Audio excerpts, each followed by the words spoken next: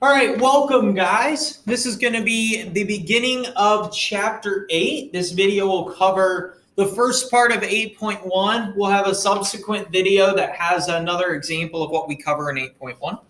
So we're going to kick things off, as you can see, by defining the following terms. But before we do, I want to give you, not a warning, but just make you aware, as we progress through 8, 9, and 10, these chapters will be the most difficult to this point. That does not mean you can't do them. I have full faith you can. We're just going to have to take really good notes, spend lots of time here, ask good questions, and all that good stuff. So as we begin, just keep in mind to take really good notes. And let's kind of actually back things up. What I want you to do is I want you to pause the video and define these terms. These are actually terms you've already seen before. They're not new. And so go ahead and define those terms. Okay? Hopefully you've attempted defining those terms now. Now your definitions might not look exactly like mine. But what I hope is to get a general picture that's somewhat the same. So the population is the entire set of some measurement. We could measure all types of things, but whatever we're interested in, whatever we're measuring, the population is the whole group. And we talked a lot about this back in chapter 1. All of the wrestlers in the state of Ohio, if I'm looking at the average wrestling weight of wrestlers in Ohio, my population would be every single wrestler in the state of Ohio.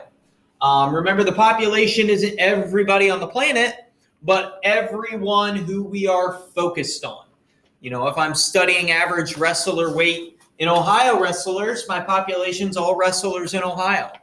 If I'm studying all wrestlers, the average wrestling weight of wrestlers in Israel, then my population is all wrestlers in Israel. You get the idea. It's the whole group of whatever you are focusing on. So as long as you had the definition somewhat like that, keep it. If yours was a little bit off or wasn't quite right, go ahead and copy mine down. A sample is a selected subset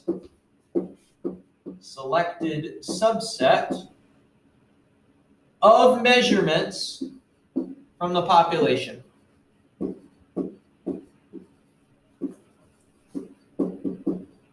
And the key part here is from the population, right? If the population's the group we're interested in, a sample is pulling from that population to study the whole group.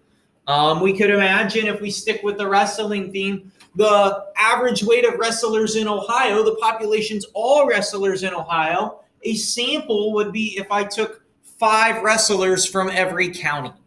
I randomly selected 5 wrestlers from any county.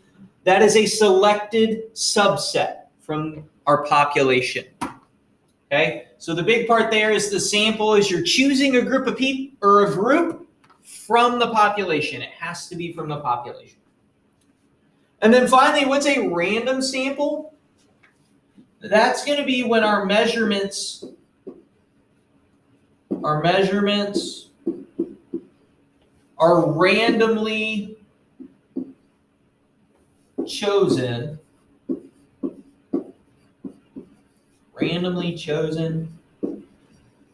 to be in the sample.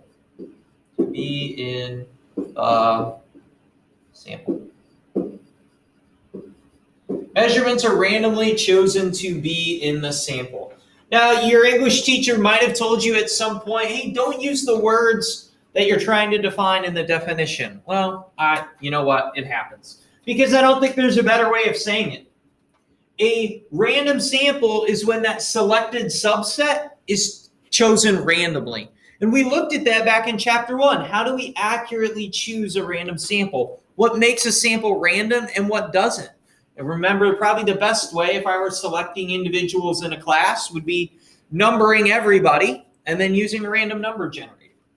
But if we want a random sample, that selected subset from the population will be randomly chosen. Okay, hopefully most of those are review. Hopefully your definitions were similar to mine.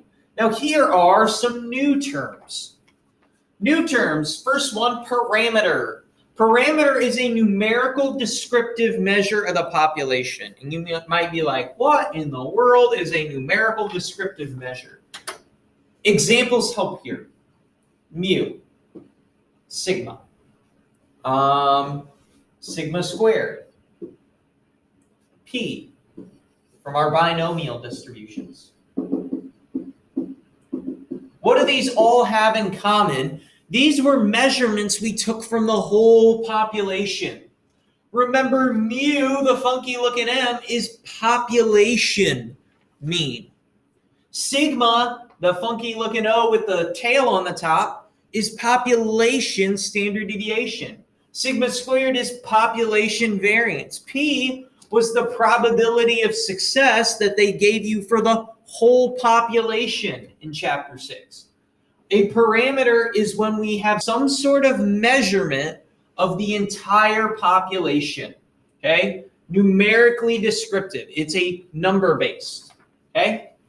A statistic is the same thing, but it's for a sample. Examples of this would be X bar, S, S squared, and P hat. Now, you might be a little confused at what P hat is. We'll explain that in a little bit. But these are the sample versions of the population. Mu, the funky looking M, is population mean, whereas X bar is sample mean.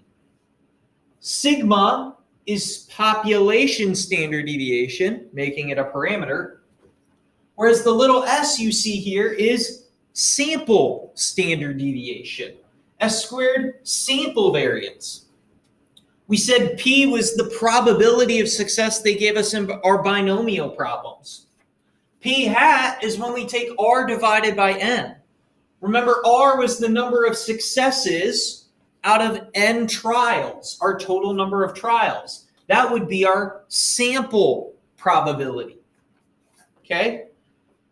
So what you can see here, the difference between a parameter and a statistic is we've seen almost all of these before. The difference is parameter, starts with a P, has to do with the population.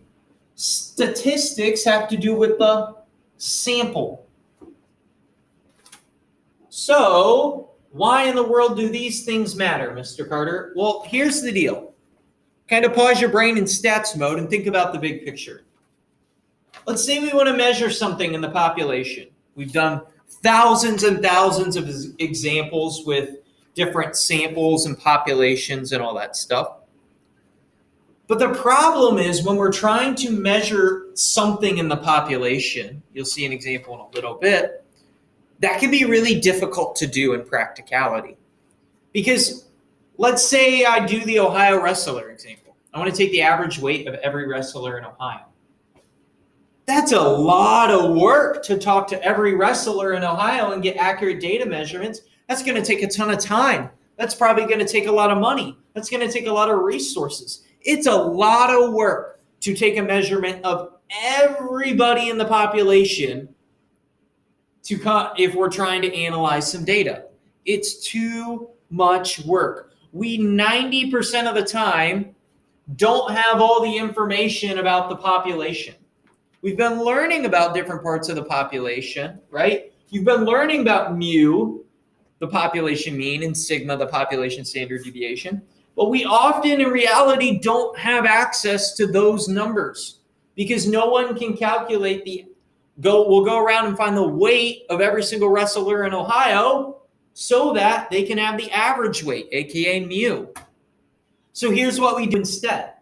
We use statistics, sample values, to estimate the population values. Let me say that again because that's going to be a big theme for 8.1. We are going to take statistics, measurements of the sample, like X bar, the sample mean, and use it to predict values for the population. In Chapter 8, we're going to learn how to take, if we stick with my wrestling example, how I wouldn't go measure the weight of every wrestler in Ohio and find the average, because that's too much work. That would be the accurate population. But I'll take a sample of all the wrestlers in Ohio, find the average of the sample, and use that to predict what the average would be for the population. That's where we're kind of going, which is why we need those terms. Again, you can see it on the board here. We're going to use statistics to make inferences about the parameters because we don't have all the population data typically due to time, money, resource constraints. In doing this, what we're going to want to do is estimate the values of our population parameters. There's two parts to this. I want to take my sample data and use it to predict, to estimate, make an educated guess about my population values, take my sample mean and predict the population mean. But I also need to evaluate the reliability in doing this. What if my sample isn't accurate? Then I'm not going to have an accurate measure of my population. So not only am I going to use my sample to make a prediction, but I'm going to evaluate how accurate is my prediction. And we'll talk about that. How will we do this evaluation? Okay, we're going to use the sample data, the statistics, to predict the population, the parameters. But how do we evaluate the reliability of our prediction? Do we have a valid prediction? We're going to do this by making a probability distribution of the statistic. Okay, we've talked in Chapter 6 and Chapter 7 about different probability distributions. Okay, in Chapter 6, we focused on the binomial distribution. Chapter 7, we found probabilities with normal curves. By making a probability distribution of our sample data, this will tell us how reliable our prediction will be.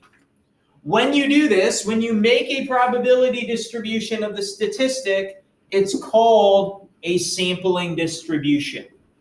Making a probability distribution of the statistic is called a sampling distribution. Okay, a lot of terms, a lot of theory, a lot of thoughts going on here. Let's get into an example to see what's kind of happening here. So let's take a break and have a little bit of story time with Mr. Carter. We'll kind of set the scene here. You will need your book for this part, so make sure you have access to that. Here's the example I want to do.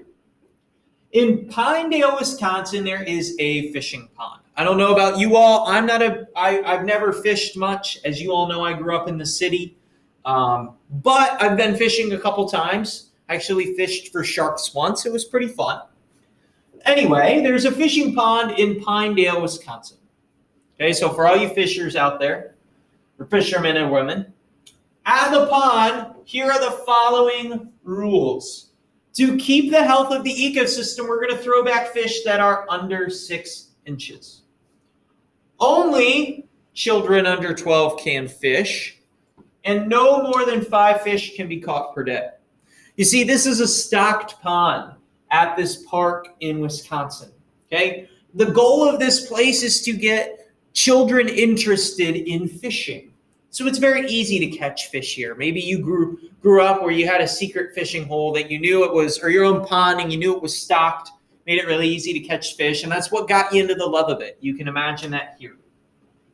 Now, for our argument, just to make our statistical analysis pretty simple, we are going to say there are only rainbow trout stocked in the pond. Because there are so many, the children have no problem catching their limit of fish for the day. Remember, that limit was 5 fish. To analyze the health of the ecosystem, one of the park managers kept a record of the length of fish caught by 100 randomly selected children over the summer. A sampling distribution is on page 318, so if you haven't, turn there, including the length of each trout and the sample mean for each child. Here's the scene. We've got this pond. We are working with the park ranger to analyze the health of the pond. Specifically, we're going to be looking at the length of the fish. Now, in looking at the length of the fish, what's our goal here? We want to know the average length of a trout taken from the pond. We have this pond. We've got all these trout in it. We want to know the average length of a fish taken from the pond. Seems simple enough. But remember what I said earlier about it being difficult to get all our data from a population? That comes into play here. You see, if I truly wanted the average length of a trout taken from the pond, I would take every single rainbow trout out of the pond and measure it. But as you all, especially you fishermen, well known, this is an impossible task. Incredibly time consuming, incredibly difficult, and almost impossible to make sure I get all the fish. So what we're going to do here is we're going to use a sample to predict something about the population. We're going to use the samples of the fish that those children caught. Remember, all our children are fishing over the summer and catching these fish. We're going to use that sample to predict the average length of a trout in this pond, since it's impossible for us to measure every single trout. But in doing this, remember, we want two things. Not only do we want to make a prediction, but we want to see how reliable that prediction is. So turn to page 318 in your book. Page 318 in your book. And let's go ahead and look at this. Now, how do we understand this massive chart on page 318? Well, remember, we're trying to measure, don't forget our big question, write it on your paper. What's the average length of a trout taken from the pond? Well, we said we're going to predict that using sample data. So what you can see here is, if you look back at our story, we had 100 samples of children who went and caught 5 fish. So we're going to read this by looking at sample number 1 is child number 1. And they caught their 5 fish, and they calculated the mean of the length of their 5 fish they caught. Child number 2, for example, caught an 11-inch trout and another 11-inch, and then 3 9-inch trouts. Those were their 5 fish, which came out to an average length of 9.8. Now, child number 4 caught a trout of length 11 inches, a trout of length 10 inches, another trout of 11 inches, a trout of 13 inches, and a trout of 8 inches for an average of 10.6 inches. And we see this for all 100 children. They caught their 5 fish, and they calculated the average length. This is how we're going to use statistics, sample data, to predict parameters, population data. We're going to use the sample means you see all the way down the right to predict the population mean. Now, we're not just going to pick a random sample mean. Like, I'm not going to just look at this and say, okay, child number 23, their rainbow trout, the average length of their sample was 10 inches. Well, that's the average length of trout in the pond. No, that wouldn't be accurate at all. Instead, what we do is we take 100 kids, have them each calculate the sample mean for their data, and then we analyze it. We evaluate the reliability by putting it into a histogram. So what we can see here, if you look over at page 319, we take all those 100 sample means and we put them into a frequency table, and then you can see in figure 8.1, we put them into a histogram. Where is this helpful? Well, remember, these are all the averages of the samples. And what the histogram will tell us, or the far right column of that table will tell us the relative frequency. In other words, relative frequency, the probability each sample mean falls into each class. Now, when we make a probability distribution, when we make that frequency table of all the sample means, when we make a probability distribution of a sample statistic, aka we make the frequency table of all these sample means, it is called a sampling distribution. This is how we're going to evaluate the reliability of our prediction. Another thing I want you to notice is that the shape of our histogram looks like a normal curve. We're going to talk more about that in 8.2. Why would it look like a normal curve? But to our point, to kind of answer our question, how would we make a prediction here? When I look at that histogram, again, remember this is a relative frequency histogram, aka the probability a sample mean occurred. So out of our 100 children, if you're looking at that middle bar, out of our 100 children, there's a almost 27% chance that the average length of their 5 fish was between 9.9 inches and 10.285 inches.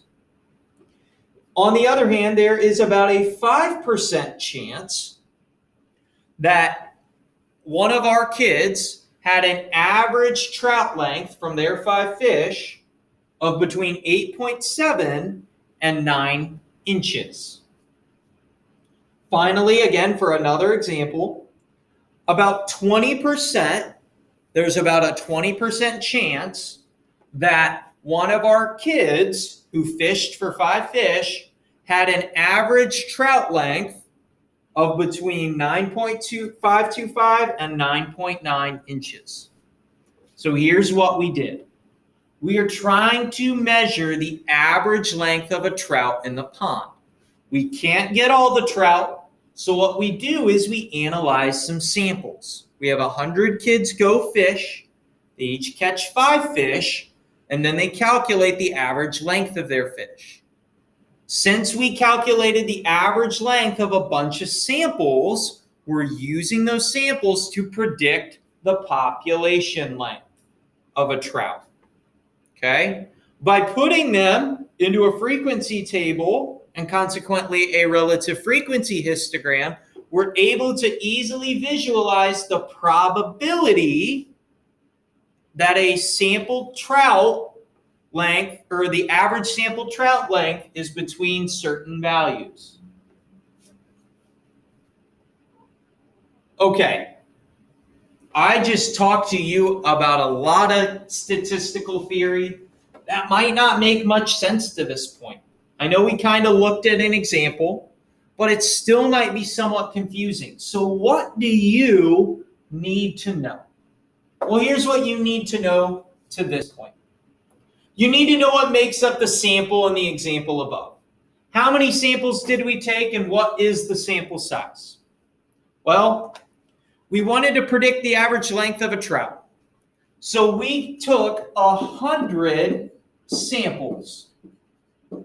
We had 100 kids go fish that pond. How big was each sample? Our sample size was 5. Our sample size was 5. Each kid caught 5 fish. What sample statistic corresponds to each fish sample? Remember, we're going to use a statistic to predict a population value. We're predicting the average, the mean length of a fish in the pond. So what's the sample statistic? X bar. We are calculating the sample mean. Each kid out of all 100 calculated the sample mean, and we're going to use that distribution of sample means to predict the population mean. Kind of touched on this already, but what population parameter are we trying to calculate? Remember, we calculated all the sample means and looked at a distribution of them and saw their probabilities of occurring so that we could answer our big question. What is the average length of a fish in the pond? What is the population mean if our population's the pond? And final question, what's a sampling distribution? Well, a sampling distribution does two things. It not only helps us make our prediction, but it evaluates the reliability of our prediction. A sampling distribution is when, in this case, we take the sample means, all 100 of them. Remember, the sample means are our statistic, and we make a probability distribution out of them.